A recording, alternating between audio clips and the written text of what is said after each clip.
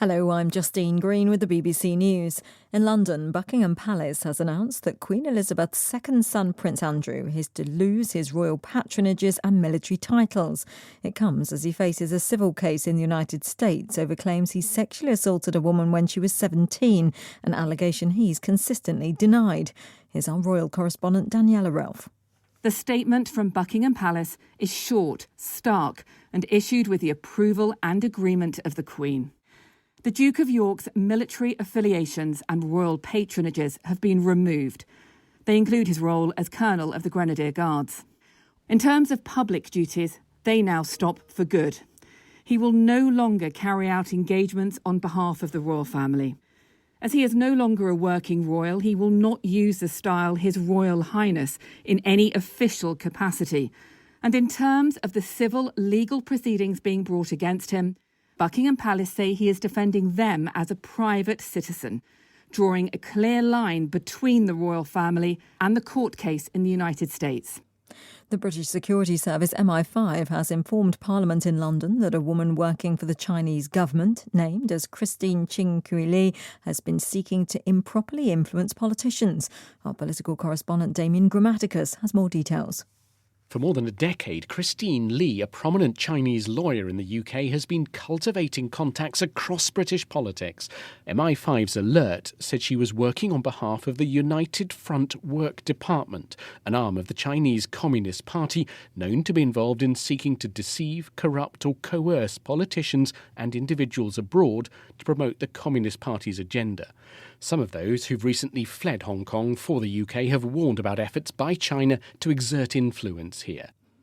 The Norwegian Nobel Committee has joined international voices calling on Ethiopia's Prime Minister to end the country's 14-month-long civil war.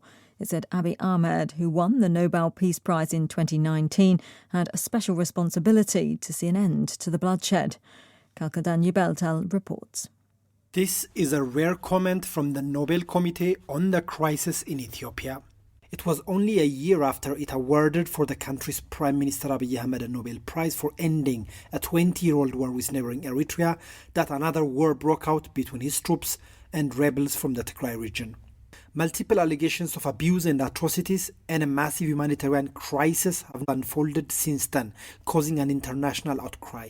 The Prime Minister or his office have not responded to these remarks. But his spokesperson Bilane Siyum had previously said that the Nobel Peace Prize is not a shackle for inaction when the country is threatened.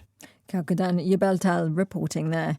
You're listening to the latest world news from the BBC.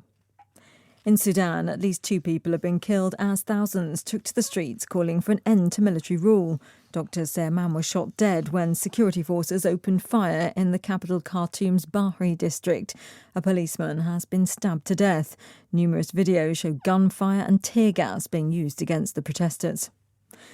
The UN Secretary-General has called for a suspension of rules which he says are blocking spending that's urgently needed to save lives in Afghanistan.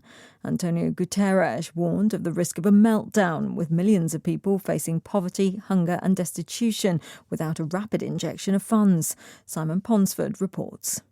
The UN chief says Afghanistan is facing an emergency, so normal rules need to change.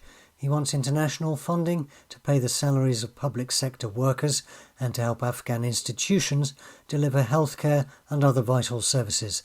And he says foreign currency reserves, frozen after the Taliban takeover in August, should be conditionally released. The UN and foreign governments don't want the Taliban to control funds and interfere in their distribution, but Mr. Guterres warned that freezing temperatures and frozen assets were a lethal combination for the people of Afghanistan.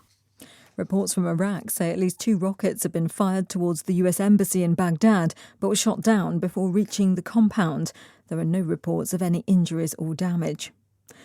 President Biden says his administration will double its purchase of coronavirus test kits to a total of $1 billion as the United States struggles to respond to the highly transmissible Omicron variant.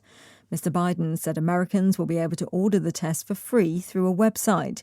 He said plans to distribute high-quality face masks to millions of people would be announced within days.